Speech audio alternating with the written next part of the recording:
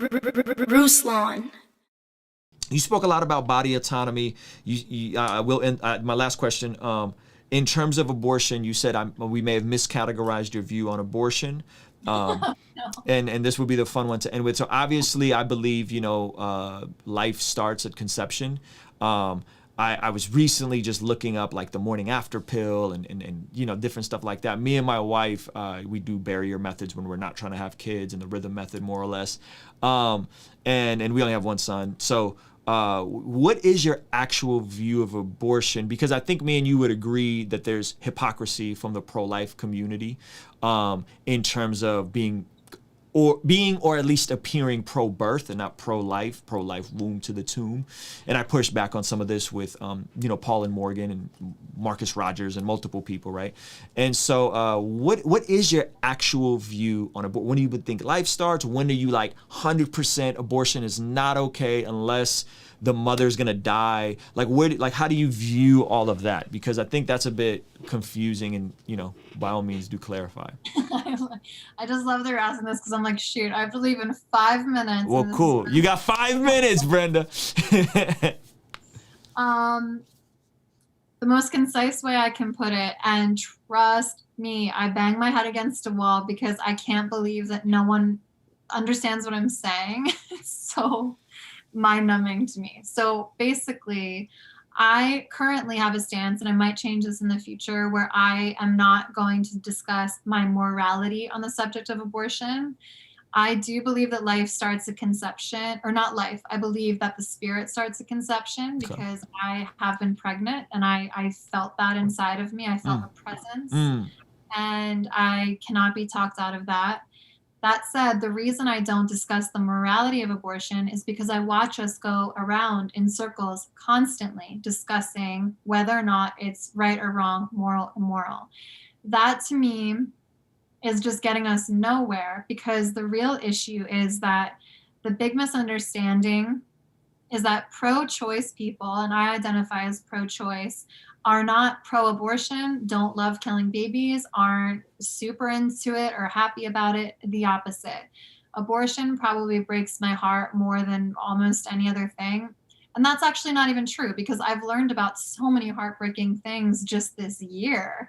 The death penalty breaks my heart, and all the nuance of that. Like, death and destruction is always going to break my heart in every way. And abortion is one of those things, because it does cause harm. I would categorize it in the sin category, because I consider sin anything that does harm. That is not to say whether or not, morality, whatever. What we're talking about is then how do we prevent abortion? And the reason I'm pro-choice and I vote that way and I'm on that side is because way, way too often, and I'm working on it with people, pro-life people will just show a sonogram to guilt trip someone into keeping a baby, and then they don't do anything after that. Yeah. When I got pregnant, I had health insurance, and it was going to cost me between $6,000 and $120,000 to have a baby. The fact that people that are, quote, in the pro-life camp on the Republican side are anti affordable healthcare. Yeah. I'm just like, how can you be so inconsistent? Yeah. So this is what we're talking about. We're talking about the inconsistencies. Yeah. What prevents abortion? Comprehensive sex education, which is not mandated in our entire nation. Texas, Alabama, Mississippi have some of the highest rates of abortion and teen pregnancy, and they're all like abstinence only, whatever states about sex education. California has comprehensive sex education. We have one of the lowest numbers of unwanted pregnancy and abortion. So comprehensive sex education. If you're removing these clinics, like Mike Pence is acting like he's done a grandiose, beautiful thing by shutting down Planned Parenthoods, no, because again, that's a place where women are getting free birth control, free education that is not accessible in the places where they live.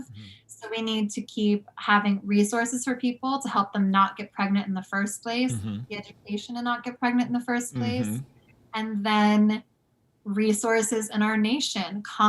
This universal health care, I can think of nothing more Christ-like than universal health care. I don't understand the pushback from that, because for me, I'm like, how do we, as Christians or non-Christians, whoever, remove obstacles from a woman saying no? Yeah. If you don't want a woman to say no, if you want her to say yes to a baby, why are we out here with a million fences in front of her? My first obstacle was a $120,000 bill. The only reason that I didn't owe that is because I was modeling at the time and I got fired. So I was able to get on Medi-Cal, and not everyone has that privilege either. So that helped the yes. And you know, in the aftermath, there's no education for my child. Like, he can go to a public school, but it depends on what neighborhood I'm in, whether or not it's good. Yeah. We don't have, you know, so many resources that are not available to women that are struggling, that are single. Like you said, I am definitely understanding why the family unit is so important. This is essentially why a lot of pro-lifers or Ben Shapiro yap about, like, the family unit needs to stay together and that's the problem. And it's like, yes, that definitely is a part of the problem. Male accountability, men understanding how to get women pregnant and how to not get women pregnant. Like, all of it comes down to resource and education. And until we as a full-on society decide, no matter what side of the aisle you're on, we are advocating for these preventative measures, we are going to go in circles forever. I'm about prevention. Yep. And that's what it is for me. Yeah. The less we have it, the more happy that I am. Yeah, and there's a study that came out that said 75% of people are anti the act of an abortion. 75% of Americans are anti. So when you say, hey, pro-choice doesn't mean pro-abortion, that people can't even comprehend that. And some pro-choice Christian, which I know is like, but as you guys are hearing my comments, they would say, unnecessary, not illegal. How can we make it unnecessary, not illegal? And if you look at the policies presented by the Republicans, limiting healthcare, limiting sex ed, right? It is not pragmatic when you look at historic abortion lows. They were hit under Obama, right? Why? He had a plan for sex ed. He had a plan for health care. He had a plan for all these things. So I think we would agree there. I thank you for making it clear that you do think it's a sin. Is there a point for you where you think at 10 weeks or 12 weeks or 20 weeks, it should be illegal? Yes, we got to do the preventative work, and I'm totally with you there, Brenda. But is there a point where you would say, I would agree with the pro-life position at making it illegal at 20 weeks unless the woman's definitely going to die or something like that, right? Is there a cutoff? Because this is never an answer I can get from pro-choice people.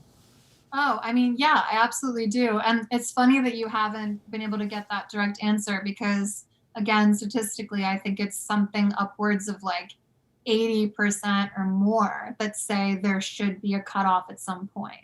Like what would the cutoff be for you? I mean,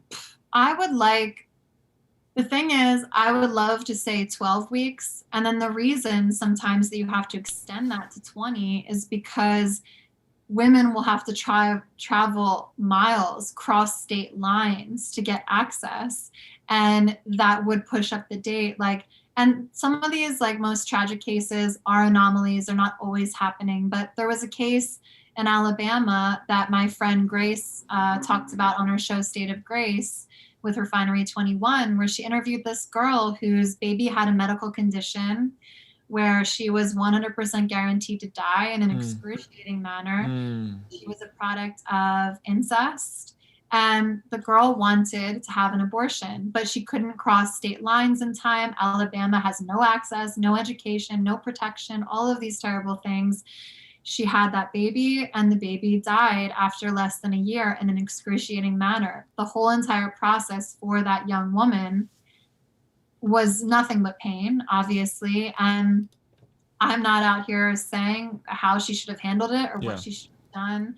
But again, what you were talking about, like Switzerland, Netherlands, those places, they have abortion fully legalized, but only up to 12 weeks. In America, we have up to 20. So even there, they've cut it down to 12. But again, I think they could only do that because they have the access, they have the education, and you are able to make a decision in that time frame, where women here don't even have that quote luxury because it's so much more difficult to access it than that. Yeah. And I said this on a video I did responding to Victor Marx, who came at a bunch of my friends because they congratulated Biden for winning the presidency. And he said, how can you support a pro third trimester president? And I made a video in response. And I was like, first of all, he's not a third trimester supporting president. Second of all, what if we as Christians were known as the people that did everything you just talked about, but more specifically, there was multiple programs. I think the pro-life position is also a PR position. They just dropped the ball on being known by, hey, if you want to have a baby, we'll take care of you, we'll feed you, we'll shelter you. If there was more of that, I think that would be a better, we should be known by that. If you watch this and this made you feel a way or threatened you, it shouldn't have. Brenda's presenting different ideas. If anything, conversations like this reaffirm my views. It gives me stuff to think about, gives me research to do. But I do not feel threatened having these conversations, and neither should you. Like, you really shouldn't.